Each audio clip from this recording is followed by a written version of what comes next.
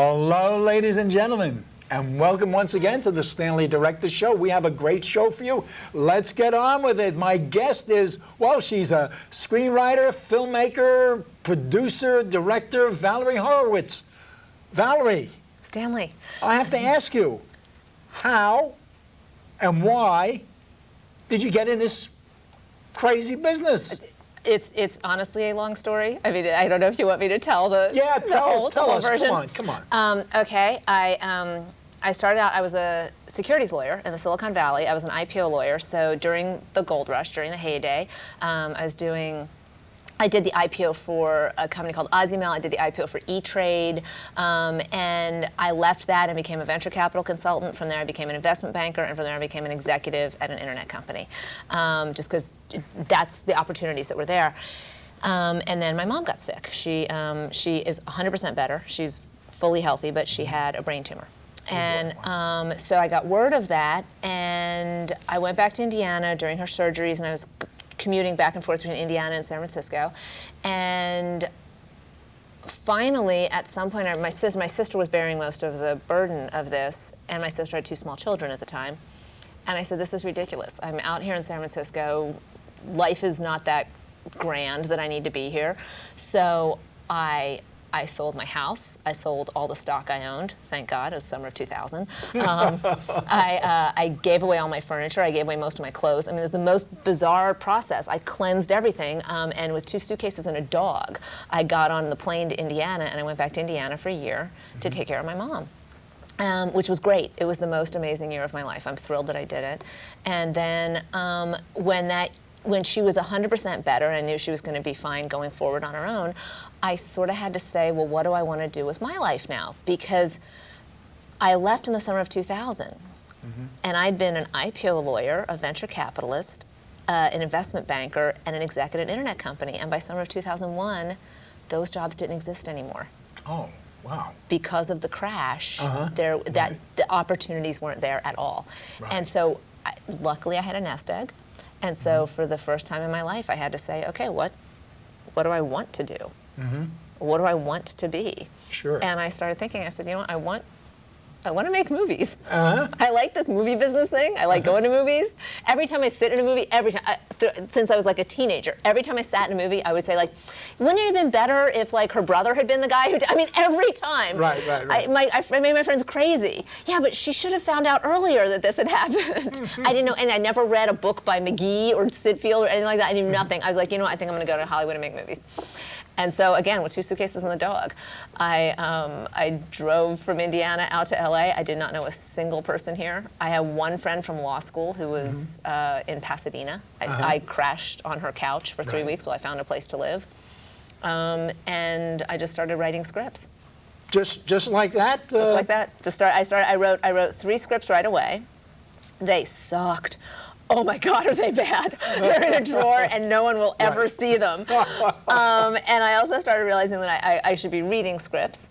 So I used to go down every day. I went to the Academy Library down on La Cienega Boulevard. Right, the Academy of Motion Pictures. The Academy of Motion Pictures. Yeah, the Oscars people. They have a fabulous library on La Cienega, and I would go down there every day and I would read scripts. Right. And one day I went down there and I read Citizen Kane, and I read the script for a movie called Power. And then I came home and I read the 3 scripts I'd written. Yeah. And I went, oh, this is not good. And I decided that I needed to learn how to write. So I started investigating how do you learn how to write? Yeah, how do you learn how to write? I really would like to know. You know, the funny thing is, the line about screenwriting is, it can't be taught, but it can be learned. Which is true. I mean, you have to just be, like, ready to say, all right, I'm ready to throw out everything I've ever thought about. Right? Everybody thinks they can write. Right. Yeah, sure. I wrote prospectuses. I wrote business plans. I wrote a book. When I was in grad school, really? I co-authored a book with one of my professors. I mean, I thought I could write. Right. Sure. Now, screenwriting is such a different animal. So I looked into sort of who teaches how to screenwrite, and I found that the best. I thought what seemed like the best was the UCLA extension. So I took Intro to Screenwriting. Really? At the UCLA Extension.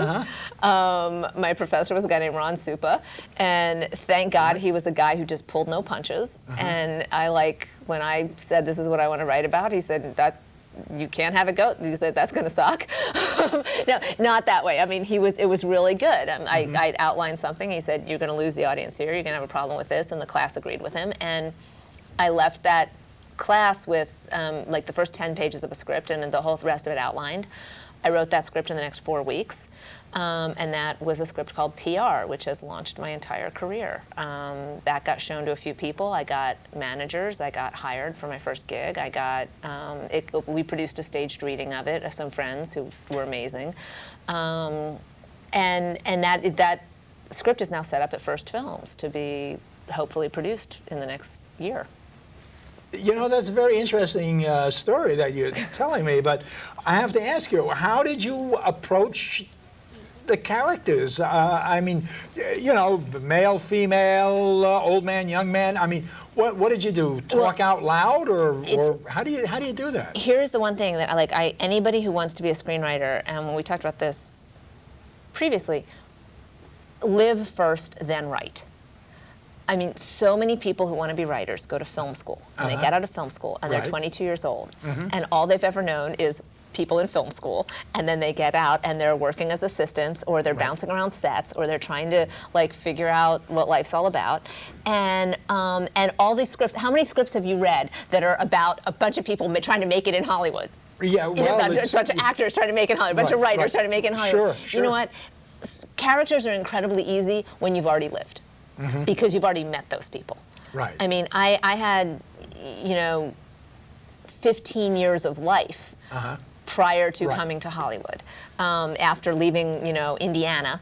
I left Indiana when I was 17, you know, and so between leaving Indiana at 17 and moving to Hollywood to write movies, I actually had lived a lot. And so characters, you know, the main character in PR is a female, but she is based on 2 former bosses I had, Tom Bevilacqua, who was my boss when I was practicing law, and a guy named Kim Fennebresque, who was my boss when I was an investment banker. Kim Fennebresque is the largest character I've ever met in my life, and very famous Wall Street investment banker. I mean, he was one of the people in Barbarians at the Gate. Oh, if you really? read the book, he's one of the actual bankers in it. Okay. This is somebody I learned directly from. There are lines in PR that came straight out of his mouth. Yeah. So it becomes very easy to write characters when you have characters in your life. And so I wrote a script called Seahorses, which is, it's very personal, it's a very, very different tone, very different genre, but you know, the characters in it are so incredibly fleshed out because it's set at a horse ranch, and I paid for all my own schooling, and so I've had more ridiculous jobs than anyone I know. No, you're kidding. No, yeah. I mean, I was a wrangler at a horse ranch. I taught SAT and LSAT prep. I was an algebra teacher. I was a acquisitions fund broker. I mean, all while in school. I had 9 years of school to pay for. And one of the things I worked as a wrangler at a horse ranch. And yeah, so I mentioned that. And so I had this whole cast of characters at this horse ranch. It's easy to create. It's easy.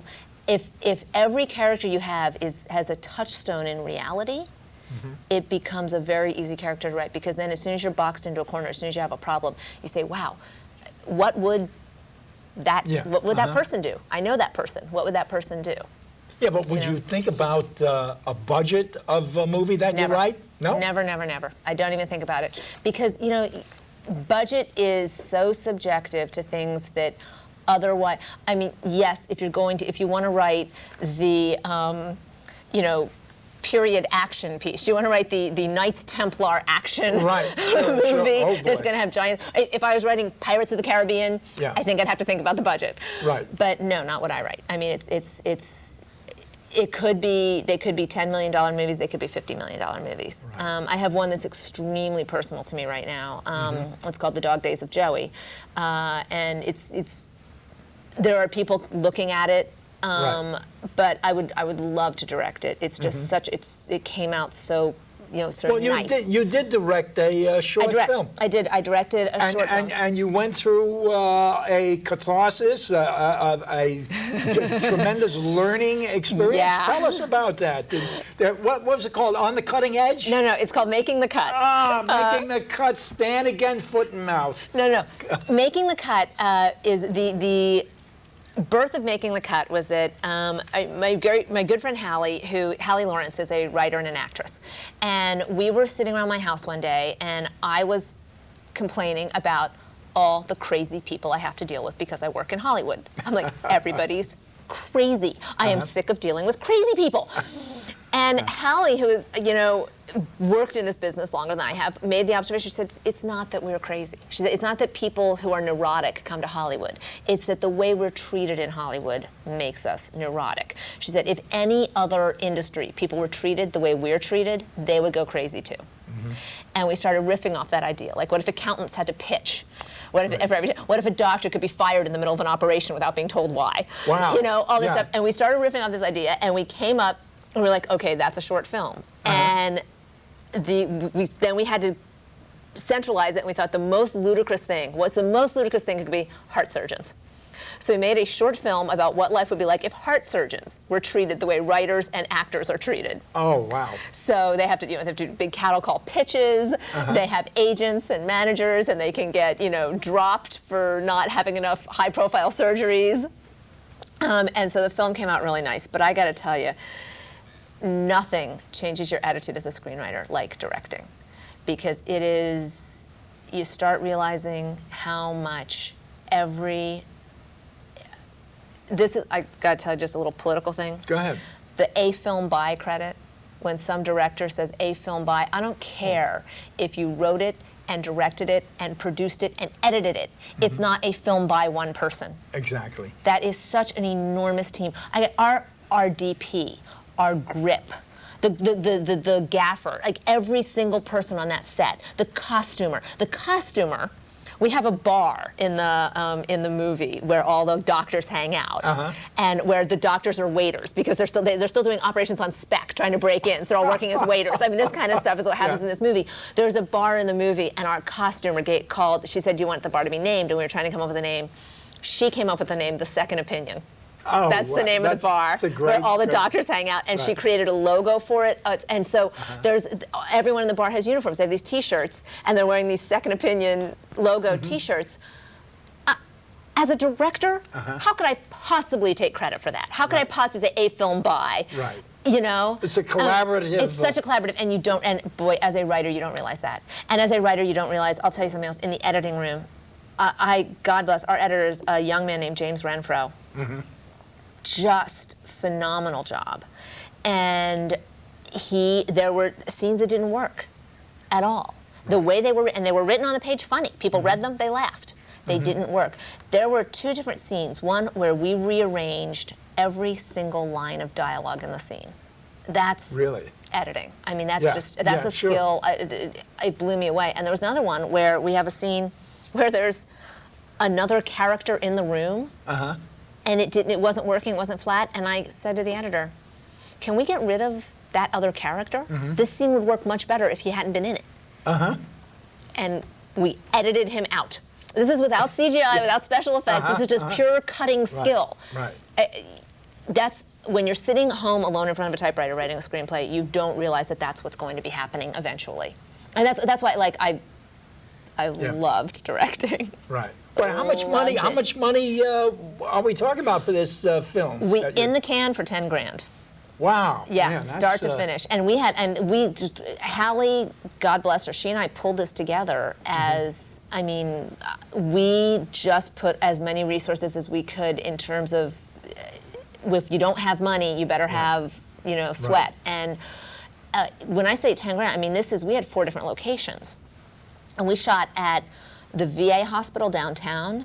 We shot at the Hotel Sofitel. We shot at Buddha's Belly Restaurant, and we shot at the Ed Gould Plaza. And we still did it in 4 days. Wow. An 8-hour day, a 10-hour day, and 2 12-hour days. Because it was, unpaid crew, unpaid cast. Did you have rehearsals for the actors? We did. We had rehearsals. Unfortunately, we had to. We rehearsed almost a full month before we shot. Because we lost our original shooting date, because we lost one of our original locations, and we wound up moving our shooting date back a month. And so by moving the shooting date a month, we kind of, There's a lot of things I would do differently. There's a lot of things I would do differently if I had to do it again, and one of them is I would have more rehearsal time. I would have added a day or two of shooting. I would have much rather shot this in 5 10-hour days than the days that we had, or 5 12-hour days. And, you know, it was dumb on our part to have an 8-hour day and a 10-hour day because we didn't realize how strapped we would be for time, and that we didn't get. It wasn't just that we didn't get the takes we wanted. We just didn't. There were things that we couldn't play with. I couldn't say to the actors, okay, you know what, now just do it for fun. Now just do the blood, because we just didn't have the time. We had to get to the next shot. So, yeah, I mean, learning curve, huge. Yeah, but if I gave you, say, $150 million, my dear Valerie Horwitz, what would you do with that $150 million? I'd say you have to do it for a film. Okay, first off, Dog Days of Joey, which is like the script that I love the most, I would make that. I could make that for $10 million. Okay. I could make that for $10 million, and that would be great, and I would direct that. What I would do with the other $140 million? No. You're not going to go to the Cayman Islands, are No, you, I'm please? not. Okay. I'm not going to buy a big car. Okay. Because I'm the last person in the world who's going to drive an expensive car. But there's a book trilogy that I want so badly. There's a producer had the rights to it. I don't know if they still have the rights to it. I was brought in. We liked, they had another writer that had already taken it out with before they brought me in. They didn't get the response they wanted. They brought me in on a different project and just randomly said, oh yeah, hey, if you like this book, read it. I loved the book, and it's a trilogy. And ideally, it's action, it's teenagers, it's coming of age, it's everything I want to do, writing-wise. I do not want to direct that. Because it's the same way, like the reason I don't want to direct, Seahorses, which is my other, my horse ranch one, because I know that right now I'm not the skill level director to do it. And I also like the idea of having an outside voice. I like the idea of someone else sort of coming in and shaping it as much as I'm shaping it as a writer. But I'd spend $10 million making Dog Days. I would take the other $140 million for. I'd acquire the rights to these 3 books. I would write those 3 scripts, and then I would shoot all 3 of them at the same time. Wow, I've thought that I want this so badly. I want this project so badly, and all 3 of them could be shot for about $80 million. So then you've got 3 big, fun, teen action movies. And so then I've got $60 million left from your 150. I'd promote it. I would actually promote that movie. So I would be producer and writer, and then bring someone else in to be the director. Stan has something like, Stan is kind of a swami, and right away he thinks that one of your favorite movies that inspired you, perhaps, is An Officer and a Gentleman. It is. Am I right or wrong? Yes, absolutely. It's truly a genius. Thank you. Thank you. No, that is my favorite movie of all time. It inspires me. And it intimidates me. Why? That movie, to me, I think the writing is so pure. It is so perfect. Every scene, there's not a wasted moment. And they hit the romance beats perfectly. They hit the conflict, the coming of age beats perfectly for that. For the Richard Gere character. I mean, it's just. That is one of the best characters on film, and I think it's underrated for how great it is in terms of that character.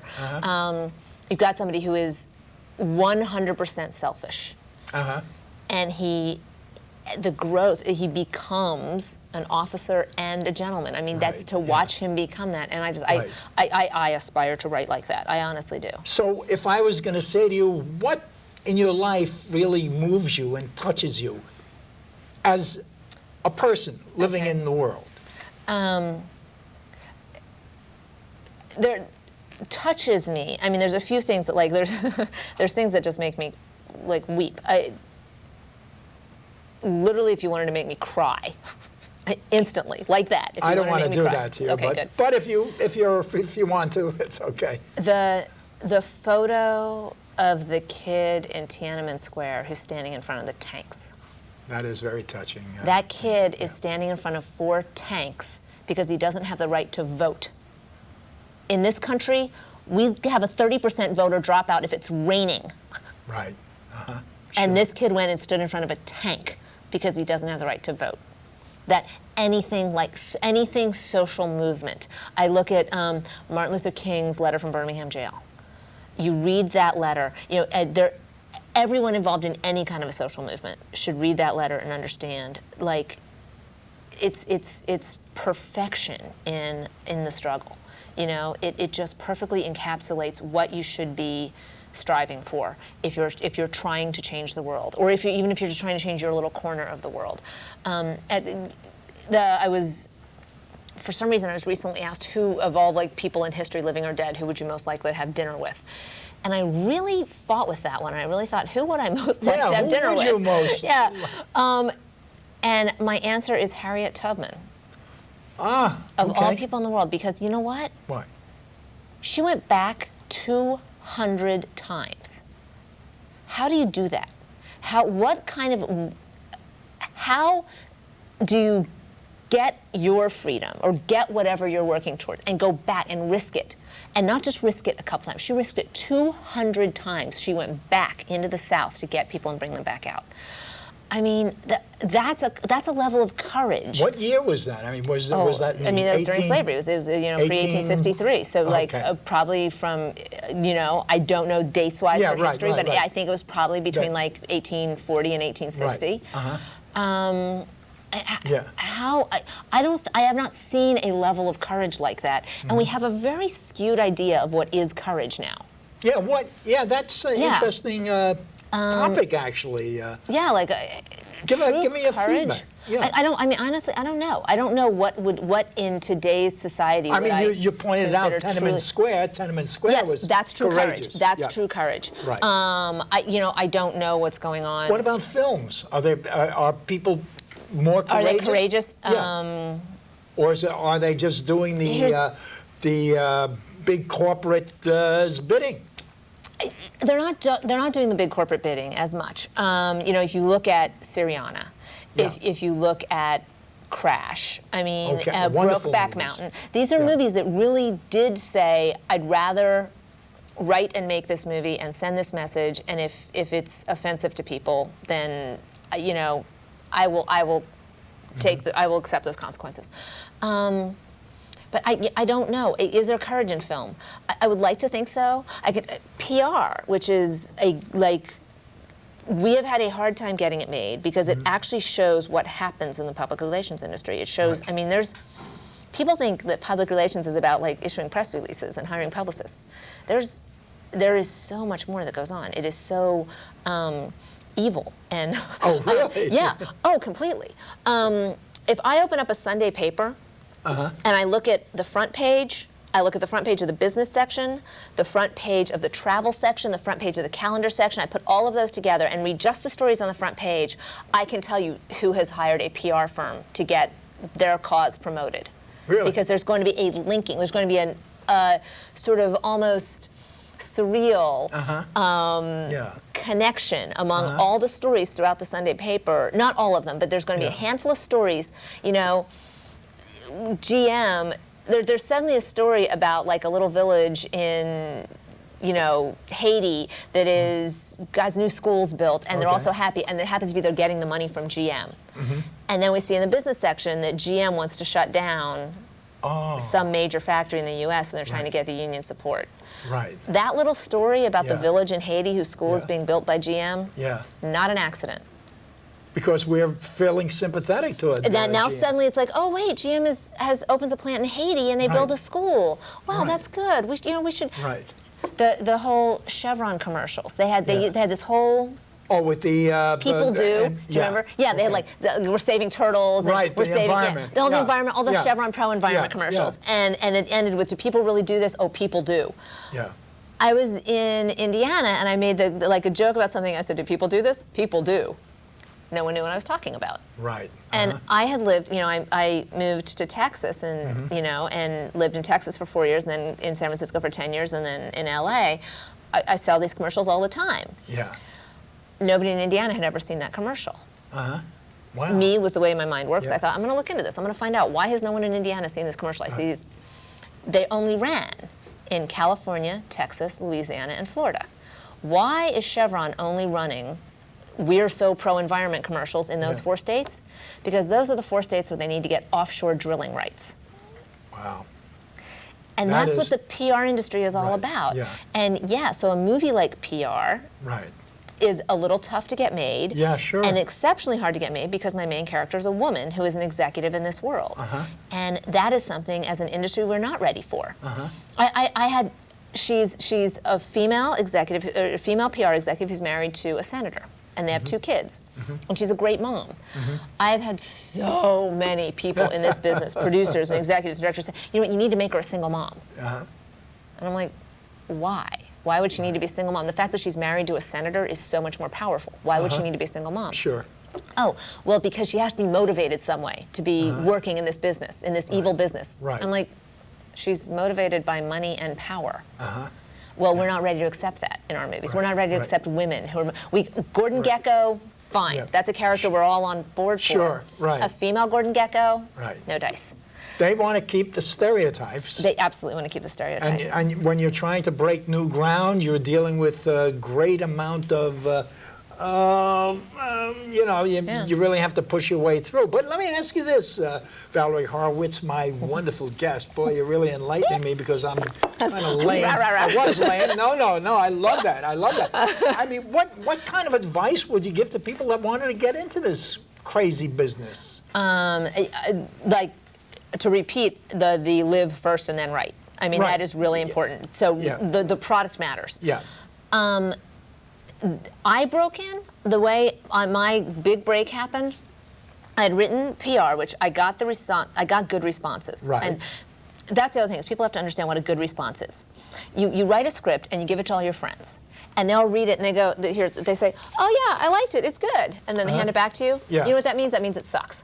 Okay? Because you know the response you get when the script is good? They say, oh yeah, I liked this. Can I show this to my boss? Oh, that's... They don't hand it back to you. Wait a minute, isn't that, didn't you get a lot of... That's exactly how I got started. And here's, I mean, it's so funny. In Hollywood, there are only 2 ways to get ahead in this whole town. You either have talent or you have access to talent. And the great majority of people here don't have talent. So the only way they're going to advance is to have access to talent. When they find someone who can write, or someone who can act, or someone who can sing, or whatever, they glom onto them. And so that's, first off, that's how you know when you're getting somewhere, is people start glomming onto you. But so what happened with PR is that I started getting responses that were different than anything I'd gotten before. And I said, okay, this is good. I'm gonna pull back. I'm not gonna I'm gonna figure out what my options are. And I staged a stage reading of it. And I had 3 very close friends who were film producers, independent film producers.